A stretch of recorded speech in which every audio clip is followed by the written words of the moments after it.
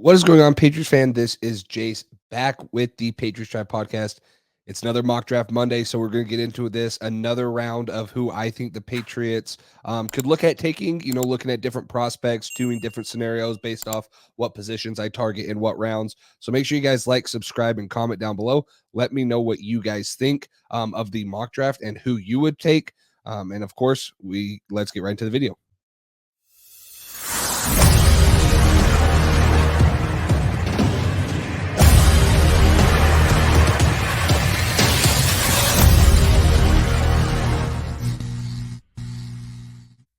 Thank you to our sponsor, Underdog Fantasy. Underdog is the easiest place to play fantasy sports. With Underdog, you have a chance to 20 times your money in a single night. You just have to choose higher or lower for whatever player stats you want, and you have a chance to win big. Pick anywhere from 2 to 5 players by downloading their app or going to UnderdogFantasy.com. And now with their pick of insurance, you don't even have to hit on all your picks to win the money. So what are you waiting for? Make sure you use code PATCHDRIVE today for your first deposit matched up to $100. All right, everybody. Like I mentioned, going to kind of be getting into what I think will be a unpopular mock draft. I think that there will be some fans that like this mock draft and at least like certain things that I do with this one. But I think there will be others that will be real opinionated. So I'm really interested to see how this is taken by Patriots fans. We all know the Patriots need a lot of help at a lot of different positions, right? There's receiver that the Patriots have been lacking for quite some time. Obviously, there's a quarterback issue. They also need help on the front or on the offensive tackle position. Hopefully, they re-sign Michael Owinu, which in this mock draft I have them doing. And so you just kind of got to figure out your left tackle position, whether you go about that through a trade or a late round or a first round, or maybe you just sign a veteran. First pick of this mock draft. I am going to be on the train very hard that if Drake May or Caleb Williams are not on the board at pick 3, it is going to be very hard for me as a fan and as a person that has watched the Patriots for 18 plus years to pass up on a talent, especially at the wide receiver position, like Marvin Harrison Jr. So I have the Patriots taking Marvin Harrison Jr. here. One of the best, if not the best receiver prospect in recent memory, 6'4", 205 pounds coming out of Ohio State.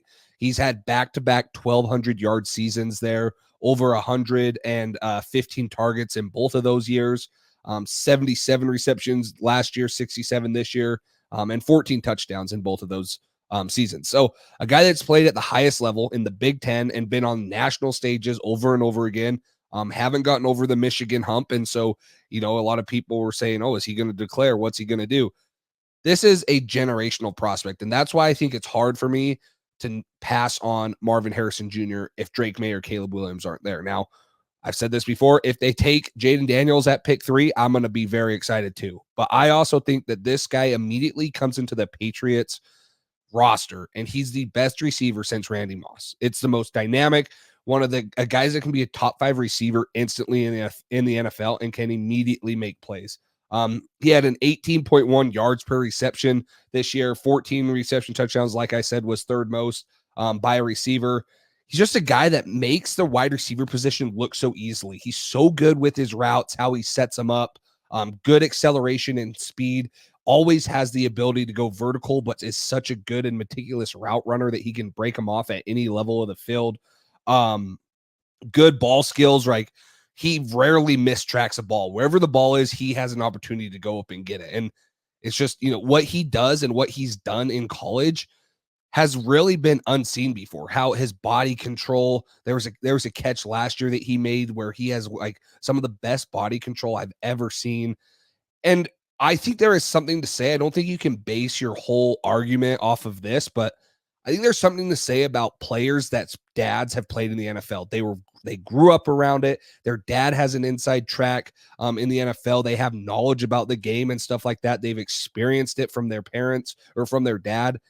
I think that kids that have that background tend to know a little bit better what to expect when they come into the NFL and kind of succeed a little bit quicker. So it's going to be very hard for me all season or all off-season mock draft season to pass up on Marvin Harrison Jr. at pick 3. Obviously, I won't do it every time, but I really do think he's a generational type of prospect. And yes, you have to figure out who's going to throw him the ball, who's going to be protecting the quarterback to throw the ball. There's a lot of things that still need to be figured out.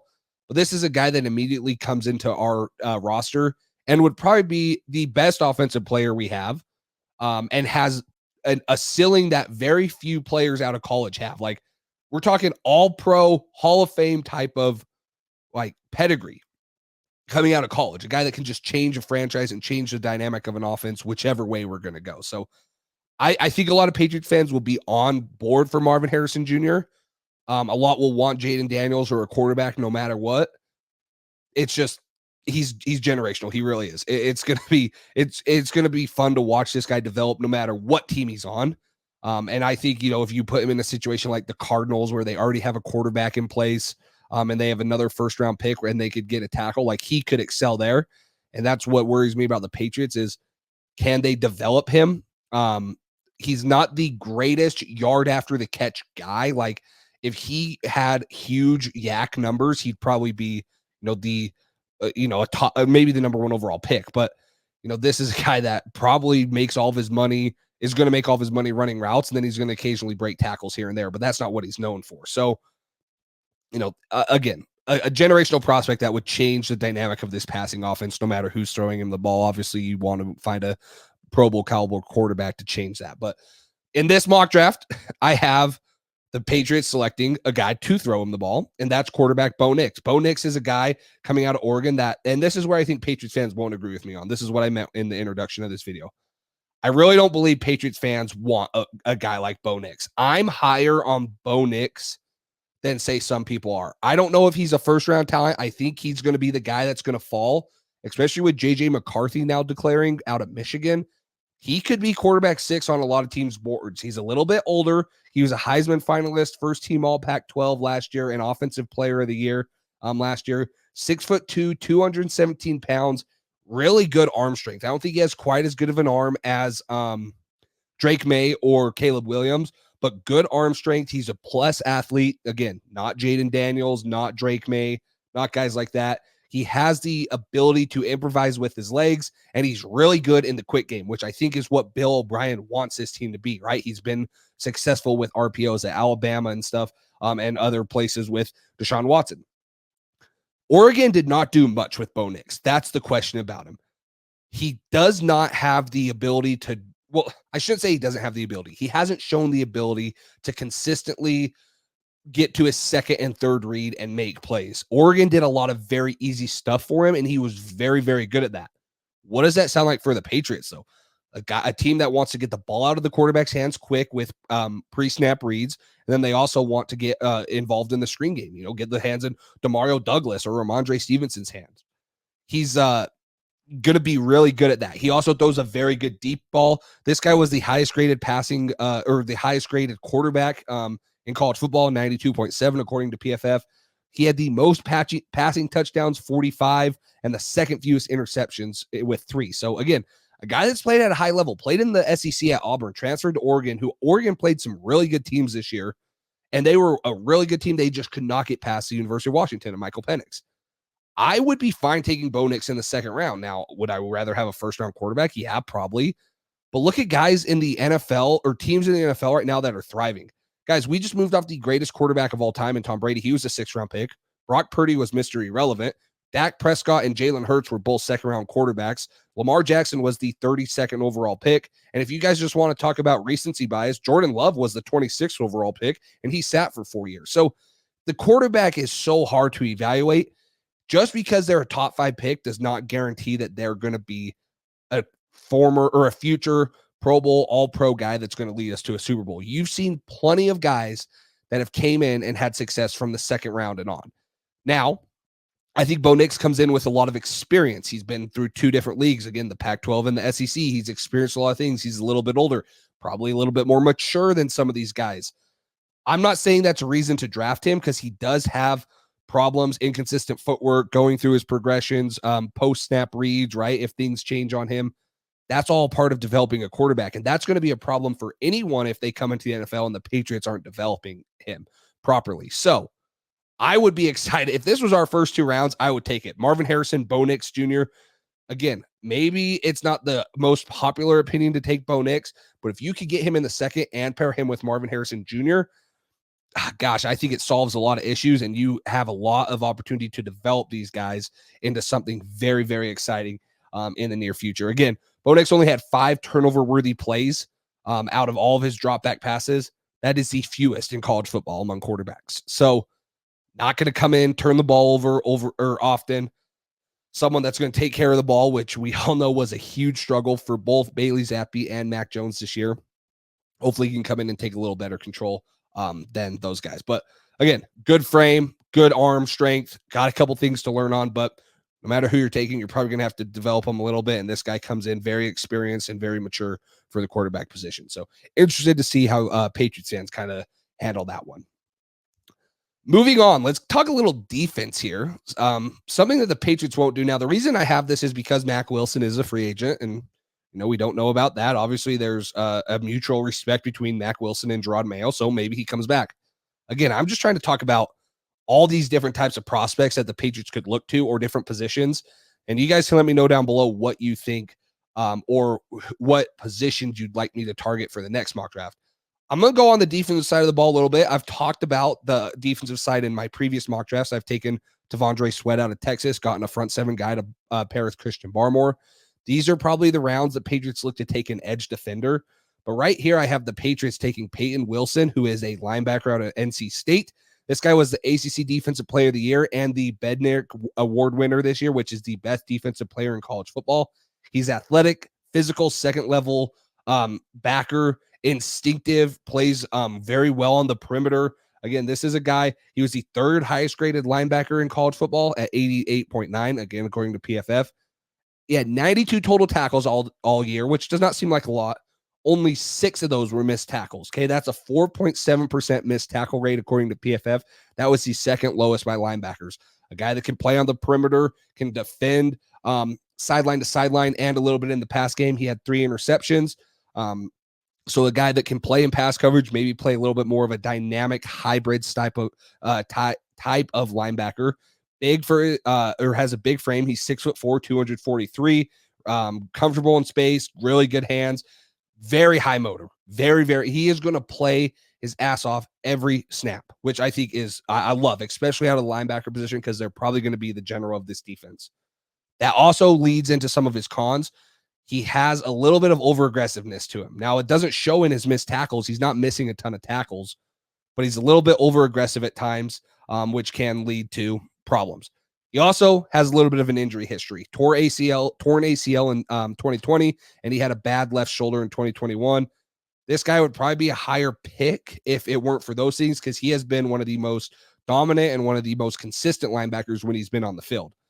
Just health has been a problem. So he did have 17 and a half TFLs this year. Now, when you're talking about 92 total tackles, and 17 and a half of them were tackles for losses, that was the 7th most in all of college football among all positions, defensive line, defensive ends, linebackers. That's an impressive stat right there. A guy that lives in the backfield and is aggressive in the run, plays downhill. Again, with his effort, can do a lot of good things. So going a little bit on the defensive side of the ball, again, not just a big bruising linebacker, because we have a Jawan Bentley type of guy, but a bigger frame that can play in the run game, but can also play good in zone and man coverage with his 3 interceptions. And hopefully create some havoc for tight ends and stuff like that. A little bit longer frame, like the pick, like addressing the linebacker. Just don't know how likely it is, just because of what we've seen the Patriots kind of trending towards with their linebacker position. So last pick here, probably a guy a lot of you haven't heard of, and I know PFF graded it an F. You guys are going to look at that and say, oh my gosh, who is this random dude out of Colorado State? Well, don't worry. I'll inform you guys. Dallin Holker, 6'5", 235-pound tight end. This guy was a BYU transfer, went to Colorado State this year, because Colorado State throws the living crap out of the ball, man. They do a lot of good things on offense, and so he wanted to go kind of be a part of a team that throws the ball a little more, and he wasn't probably going to be over Isaac Rex. So let's see.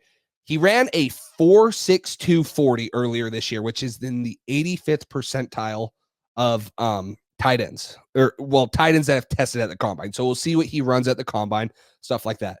He had 15 forced missed tackles, which is the third most by any tight end in college football this year. 5 catches of 20-plus yards is the sixth most by any tight end this year, and 10 contested catches, which is the third most by any tight end in this in college football.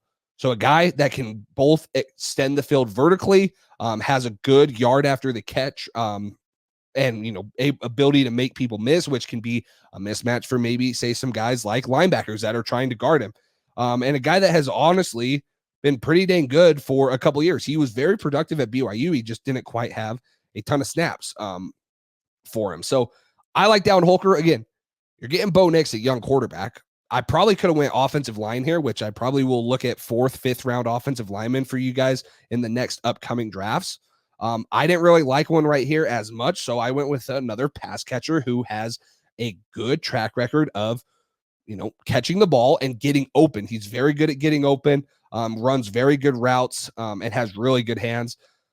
So I went with a guy that's going to help your young quarterback in Bo Nix in this case develop. Him and Marvin Harrison Jr., are going to be guys that are going to be with Bo Nix for a long time. Now, the other thing is some people might not think tight end is a huge need.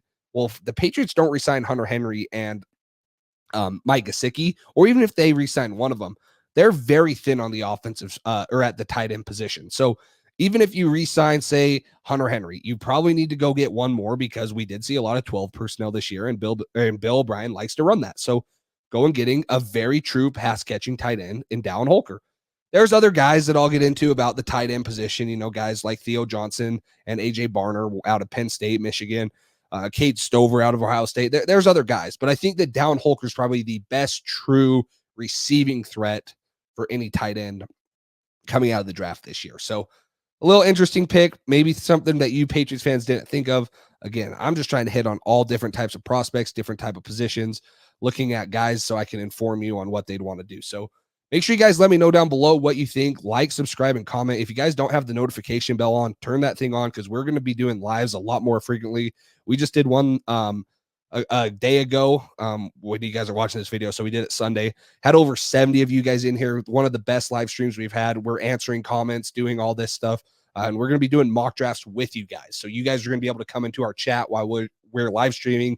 You guys are going to have a say in who we draft for the mock draft for the Patriots. So make sure you guys have the notification bell on for that.